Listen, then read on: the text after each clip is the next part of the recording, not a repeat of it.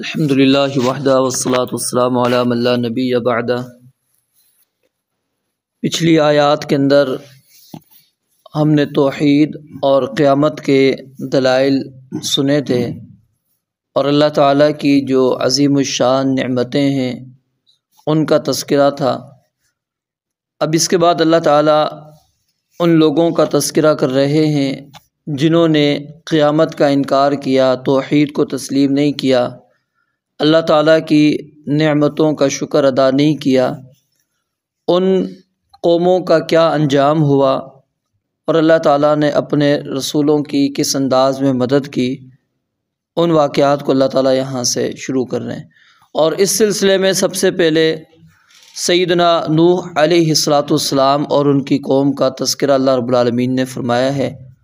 اس کی وجہ یہ ہے کہ سیدنا نوح علیہ السلام زمین کی طرف یعنی زمین والوں کی طرف سب سے پہلے نبی اور رسول بنا کر بھیجے گئے تھے، اور جب اللہ تعالیٰ نے اپنی نعمتوں کا تذکرہ ختم کیا تو اختتام کے اندر یہ بات بیان کی تھی وَعَلَيْهَا وَعَلَى الْفُلْكِ تُحْمَلُونَ، کہ انہی پر اور کشتیوں پر تم سوار کیے جاتے ہو۔ تو سب سے پہلے جنہوں نے کشتی بنائی اور جس کے اوپر جو سوار ہوئے وہ سیدنا نوح علیہ السلام تھے، اور ان کی وہ قوم جنہوں نے ان کی بات کو تسلیم کیا تھا۔ اس لیے اللہ تعالیٰ نے ان کا تذکرہ سب سے پہلے یہاں پر بیان فرمایا۔ اور ایک قرآن مجید کا اصول بھی ہے کہ جہاں پر اللہ تعالیٰ عموماً اپنی نعمتیں ذکر کرتے ہیں، آلاء اللہ ذکر ہوتی ہیں، تو اس کے بعد ایام اللہ یعنی اللہ رب العالمین نے ان قوموں کے ساتھ جنہوں نے ان نعمتوں کی ناقدری کی ہے، کیا رب العالمین نے ان کے ساتھ کیا، اس کا ذکر بھی اللہ رب العالمین فرماتے ہیں تاکہ لوگ نصیحت حاصل کر لیں۔ اور سیدنا نوح علیہ السلام کا جو تذکرہ ہے پیچھے آپ نے سورہ اعراف کے اندر بھی پڑھا، سورہ یونس کے اندر بھی موجود ہے، پھر اسی طرح سورہ بنی اسرائیل، سورہ انبیاء اور پھر سورہ ہود، اس کے اندر تفصیل کے ساتھ ان کے واقعات سیدنا نوح علیہ السلام اور ان کی قوم کا موجود ہے۔ اور پھر اسی طرح آگے سورہ قمر کے اندر بھی تھوڑا سا ذکر آئے گا، سورہ الشعراء کے اندر بھی ان کا ذکر آئے گا، اور سورہ عنکبوت کے اندر بھی مختصر سا تذکرہ موجود ہے۔ تو سیدنا نوح علیہ السلام کا ذکر کرتے ہوئے اللہ رب العالمین فرماتے ہیں وَلَقَدْ أَرْسَلْنَا نُوحًا إِلَىٰ قَوْمِهِ، یقیناً ہم نے نوح علیہ السلام کو بھیجا اس کی قوم کی طرف۔ یہاں سے یہ بات ثابت ہو گئی کہ سیدنا نوح علیہ السلام صرف اپنی قوم کی طرف نبی بنا کر، رسول بنا کر بھیجے گئے تھے۔ پوری کائنات کی طرف رسول اور نبی بنا کر جو بھیجے گئے ہیں وہ صرف رسول اللہ صلی اللہ علیہ وآلہ وسلم، یہ آپ کی صرف خصوصیت ہے کہ آپ پوری قوم کی طرف، پوری کائنات کی طرف، قیامت تک آنے والے جتنے بھی جن و انس ہیں تمام کی طرف آپ رسول بنا کر بھیجے گئے۔ قُلْ يَا أَيُّهَا النَّاسُ إِنِّي رَسُولُ اللَّهِ إِلَيْكُمْ جَمِيعًا، تم سب کی طرف میں اللہ کا رسول بنا کر بھیجا گیا۔ وَمَا أَرْسَلْنَاكَ إِلَّا كَافَّةً لِلنَّاسِ بَشِيرًا وَنَذِيرًا، تمام لوگوں کے لیے اللہ رب العالمین نے آپ کو نبی اور رسول بنایا، اور صرف انسانوں کے لیے نہیں بلکہ جنات کے لیے بھی۔ اور پھر جنات کے متعلق جو ایمان لے کر آئے تھے ان کا تذکرہ اللہ تعالیٰ نے قرآن مجید کے اندر بھی کیا ہوا ہے۔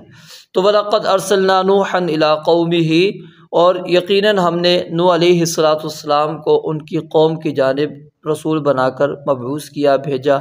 فقال، سیدنا نوح علیہ السلام نے کہا یا قومی، اے میری قوم۔ اب یہاں پر سیدنا نوح علیہ السلام دیکھیں کتنی پیار اور محبت سے ان کو مخاطب کر رہے ہیں اور کہہ رہے ہیں اے میری قوم اعبدوا اللہ، اللہ تعالیٰ کی تم عبادت کرو۔ ما لکم من الہ غیرہ، نہیں ہے تمہارے لیے اس کے سوا کوئی بھی معبود، اس کے سوا تمہارا کوئی بھی معبود نہیں ہے، اس لیے تم ایک اللہ رب العالمین کی عبادت کرو۔ اور تمام انبیاء کرام علیہ السلام کی دعوت بھی یہی رہی ہے کہ وہ ایک اللہ کی عبادت کی طرف پوری قوم کو بلایا کرتے تھے۔ افلا تتقون، کیا تم اللہ کے ساتھ شریک بناتے ہو تو کیا تم اس اللہ سے ڈرتے نہیں ہو، اس کے عذاب سے تم ڈرتے نہیں ہو؟ اب قوم کو چاہیے تھا کہ جس پیارے انداز کے اندر سیدنا نوح علیہ السلام ان کو دعوت دے رہے ہیں اور دعوت بھی وہ دے رہے ہیں جو سمجھ میں آ رہی ہے۔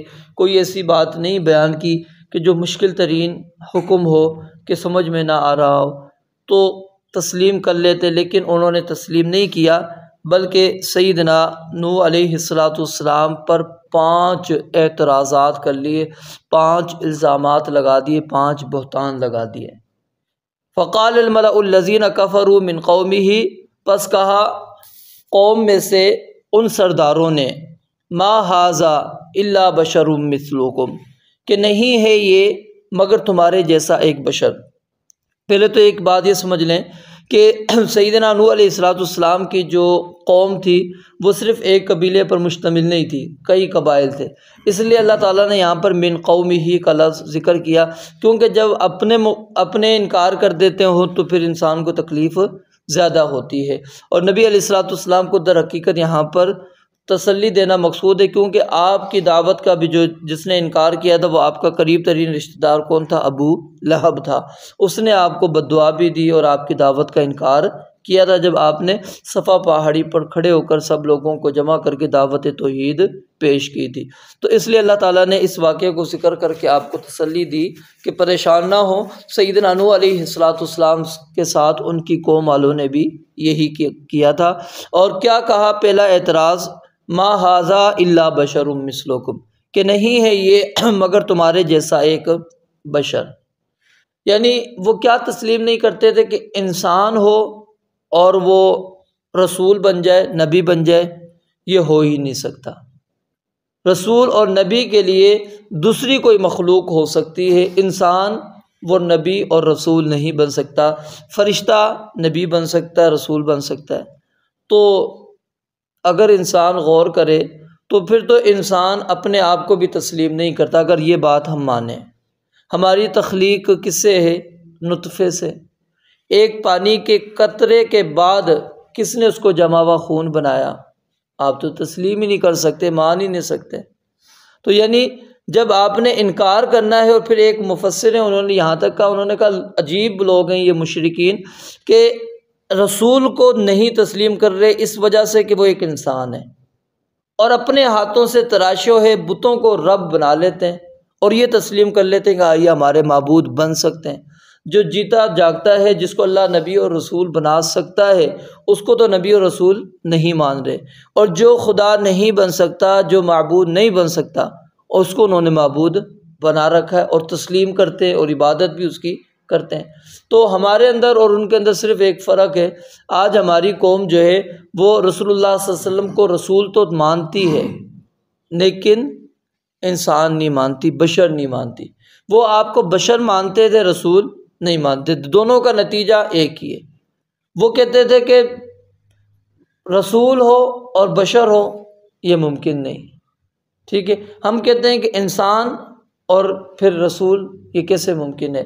تو اس طرح نہیں ہو سکتا۔ تو اس لیے دونوں کا نتیجہ ایک کہ وہ نبوت کا انکار کر رہے تھے، ہم نے نبوت اور رسالت کا انکار نہیں کیا بلکہ آپ کے بشر ہونے کا انکار کر دیا۔ اور قرآن کریم کے اندر اللہ رب العالمین نے ایسے لوگوں کا کئی آیات کے اندر رد کیا ہے جو رسول اللہ صلی اللہ علیہ وسلم کو بشر نہیں مانتے، یا پھر وہ یہ کہتے ہیں کہ رسول بشر نہیں ہو سکتا۔ اس کی تفصیل آپ سورہ اعراف کے اندر دیکھ سکتے ہیں، سورہ ہود، سورہ یونس، سورہ یوسف، سورہ رعد، سورہ ابراہیم اور دیگر سورتوں کے اندر اس کی تفصیل موجود ہے جہاں پر اللہ تعالیٰ نے ایسی آیات بیان کی۔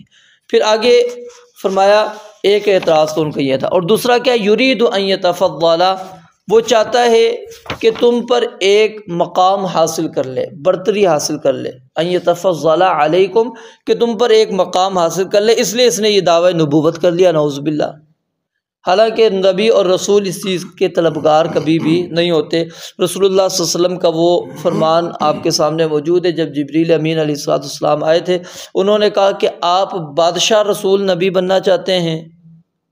آپ نے فرمایا کہ نہیں، میں بادشاہ رسول نبی نہیں بننا چاہتا، یعنی بادشاہت والی زندگی نہیں میں گزارنا چاہتا، میں سادگی والی زندگی گزارنا چاہتا۔ اور پھر آپ کی زندگی دیکھ لیں، عملی طور پر بھی وہ یہی تھی کہ آپ نے وہ تمام چیزیں ختم کر دی جو ایک بادشاہ کے لیے ہوا کرتی تھی۔ جیسا کہ ایک صحابی کو نبی علیہ السلام نے دعوت کے لیے بھیجا، اس نے جب بادشاہوں کا وہ استقبال دیکھا کہ کس طرح لوگ ان کا استقبال کرتے ہیں، کھڑے ہو جاتے ہیں، تو اس کے ذہن میں یہی بات آئی کہ نبی علیہ السلام کی فضیلت تو اس سے زیادہ ہے، وہ تو دنیا کا بنایا ہوا بادشاہ، اس کو تو اللہ تعالیٰ نے بادشاہ نبی علیہ السلام کو بنایا ہے، تو لہٰذا ہم بھی آپ کا پھر اسی طرح استقبال کریں۔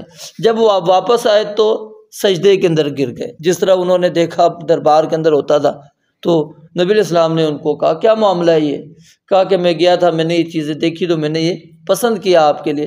آپ نے فرمایا کہ اگر یہ سجدہ جائز ہوتا اللہ رب العالمین کے سوا تو میں پھر عورت کو حکم دیتا کہ وہ اپنے خاوند کو سجدہ کرے، تو اللہ کے سوا یہ سجدہ کسی کے لیے جائز ہی نہیں۔ اب یہاں پر کیا بات ثابت ہو گئی کہ وہ سجدہ تعظیمی ہو، کوئی بھی ہو، کسی بھی صورت میں آپ کسی کے سامنے سجدہ نہیں کر سکتے، کیونکہ یہ کیا ہے، صرف اللہ رب العالمین کے لیے خاص ہے۔ اب یہاں پر آ کے کچھ لوگ وہ فرق کر دیتے جی تعظیماً جائز ہو جاتا ہے، کوئی مسئلہ نہیں، جسے آدم علیہ السلام کو سجدہ اللہ نے کروایا، سیدنا یوسف علیہ السلام کو ان کے بھائیوں نے سجدہ کیا۔ پچھلی شریعتیں ان کا حکم اگر تھا تو ان کی شریعت کے اندر تھا، ہمیں رسول اللہ صلی اللہ علیہ وسلم نے منع کر دیا، ہمارے پاس جواز کی کوئی دلیل نہیں ہے۔ اور یہ سب سے بڑی دلیل ہے کہ جب نبی علیہ السلام کو سجدہ کیا گیا، اگر تعظیماً ہوتا، آپ کہتے ٹھیک ہے تم نے تعظیماً کر لیا ہے، صحابہ کو کہتے تھے تم تعظیماً مجھے سجدہ کر لیا کرو، کوئی مسئلہ نہیں ہے، لیکن نہیں، آپ نے واضح کر دیا کہ سجدہ اللہ کے علاوہ کسی اور کے لیے نہیں۔ اگر ہوتا تو پھر بیوی وہ سجدہ کرتی اپنے خاوند کو، یعنی اس کے حقوق اتنے زیادہ تھے کہ وہ حق رکھتی تھی کہ اپنے خاوند کے آگے جھکے، لیکن جھکنا صرف کس کے آگے؟ اللہ رب العالمین کے آگے۔ تو نبی کوئی فضیلت، کوئی برتری نہیں چاہتا، اور اگر چاہے بھی تو اس کا حق ہے۔ حق کس طرح ہے؟ کیونکہ اللہ تعالیٰ نے اس کا انتخاب کیا ہے، سب سے وہ بہتر ہے، اور جو سب سے بہتر ہے تو اس کو سب سے بہتر والا مقام بھی دیا جائے، عزت دی جائے۔ وَلَوْ شَاءَ اللَّهُ لَأَنزَلَ مَلَائِكَةً، اور تیسری بات انہوں نے کہ اگر اللہ تعالیٰ چاہتا تو ضرور فرشتہ نازل کرتا، یعنی یہ بھی در حقیقت وہی ہے کہ اس کو اللہ تعالیٰ نے نبی کیوں بنایا، تو اللہ بھیجتا نبی رسول تو فرشتہ بھی بھیج سکتا تھا، یعنی یہ جھوٹا نبی ہے نعوذ باللہ۔ ما سمعنا بہذا فی آبائنا الاولین، یہ چوتھی بات ہے کہ ہم نے نہیں سنی یہ بات جو یعنی یہ دعوت دے رہا ہے کہ ایک اللہ کی عبادت کرو، باقیوں کو چھوڑ دو، کوئی تمہارا معبود نہیں۔ ما سمعنا بہذا، نہیں ہم نے سنا یہ فی آبائنا الاولین، اپنے پہلے باپ داداؤں میں، انہوں نے تو کسی نے یہ بات نہیں کی۔ پہلی باتوں کا جو 3 باتیں تھی اس کا تعلق کیا تھا؟ نوح علیہ السلام کے رسول ہونے کا انکار، اور یہ جو چوتھی بات جو آپ دعوت لے کر آئے اس دعوت کا انہوں نے انکار کر دیا۔ اور پھر کیا مزید بات کہی؟ ان ہوا، کہ یہ نہیں ہے الا رجل بہ جنۃ، مگر ایک آدمی جسے جنون ہے، یعنی یہ دیوانہ ہے، کبھی کہتا ہے میں نبی ہوں، کبھی کہتا ہے میں رسول ہوں، کبھی کہتا ہے ایک اللہ کی عبادت کرو، اور پھر سارا دن اسی میں لگا رہتا ہے۔ جیسا کہ سورہ نوح کے اندر تفصیل موجود ہے، اکیلے بندے کو دعوت دے رہے ہیں، جماعت کے اندر دے رہے ہیں، چھپ کر دے رہے ہیں، علانیہ دے رہے ہیں، ہر ایک کے پیچھے لگے پڑے ہیں کہ مان لو اللہ کی عبادت کرو، اللہ کی عبادت کرو۔ تو انہوں نے کہا یہ تو مجنون، جس طرح دیوانہ پاگل نہیں ہوتا اس طرح کر رہا ہے، اس کو نہ کھانے کی فکر، نہ پینے کی فکر، نہ کماتا ہے نہ کچھ کرتا ہے، صرف یہی ایک بات اس نے لی ہوئی ہے کہ ایک اللہ کی عبادت کرو، ایک اللہ کی عبادت کرو، میری بات مان لو مان لو۔ ان ہوا الا رجل بہ جنہ، اس کو کیا جنون، دیوانگی، پاگل پن آ چکا ہے اس کے اندر۔ فتربصوا بہ حتی حین، بس تم ایک وقت تک اس کے بارے میں انتظار کرو، یعنی تم دیکھو واقعی یہ پاگل ہو جائے گا، نعوذ باللہ۔ اتنی بڑی یعنی بات انہوں نے کی۔ پھر اس وقت سیدنا نوح علیہ السلام نے جب دیکھا کہ قوم کو بڑا سمجھا دیا، اور وہ 950 سال پر محیط ایک لمبا عرصہ ہے، قوم کو دعوت دی، قوم انکار پہ انکار، انکار پہ انکار، پھر باتوں پہ باتیں، اعتراضات اس طرح کے بیہودہ اور فضول۔ اور دیکھیں نا آپ نے، یہ اللہ تعالیٰ نے یہ سارے اعتراض تو نقل کیے لیکن جواب ایک کا بھی نہیں دیا۔ کیوں؟ امام راضی فرماتے ہیں کہ وہ ان کی جواب دینے کی ضرورت ہی نہیں، کیونکہ شبہات ایسے تھے کہ اگر انسان خود غور تھوڑا سا کرے تو وہ کہے گا یہ بیہودہ اور فضول قسم کے شبہات ہیں، جس کا اللہ نے جواب دینا بھی غورہ نہیں کیا، پسند نہیں کیا کہ جواب دے دیا جائے کہ ان اعتراضات کا۔ اور پھر سیدنا نوح علیہ السلام نے جب قوم نے تسلیم نہیں کیا تو اللہ سے دعا کی، رب انصرنی، اے اللہ میری مدد کر، بما کذبون، اس وجہ سے، اس لیے کہ انہوں نے مجھے جھٹلایا ہے، اب بس مجھے اب یہ تکلیف دیتے ہیں، میری بات نہیں مان رہے، بڑا مذاق انہوں نے شریعت کا اڑا دیا ہے، میں نے تو بڑی ہر ممکن اپنے اعتبار سے کوشش کر لی، تو اے اللہ اب میری مدد کر، اس وجہ سے کہ انہوں نے مجھے جھٹلایا۔ اب یہاں پر بھی جو چیز ہے وہ کیا ہے؟ سیدنا نوح علیہ السلام نے اپنی ذات کی وجہ سے اللہ سے عذاب نہیں مانگا، بلکہ قوم کے رویوں کو دیکھ کر کہ وہ اللہ کی عبادت کی طرف آ ہی نہیں رہے۔ تو اب جب قوم انکار کر دیتی ہے، بات ہی نہیں مان رہی، تو پھر ظاہر اس کا نتیجہ کیا، اس کو ختم کرنا۔ تو اس لیے اللہ تعالیٰ سے پھر یہ دعا کر دی۔ رب العالمین سے دعا ہے اللہ تعالیٰ سمجھنے عمل کرنے کی توفیق عطا فرمائے۔ وآخر دعوانا الحمدللہ رب العالمین۔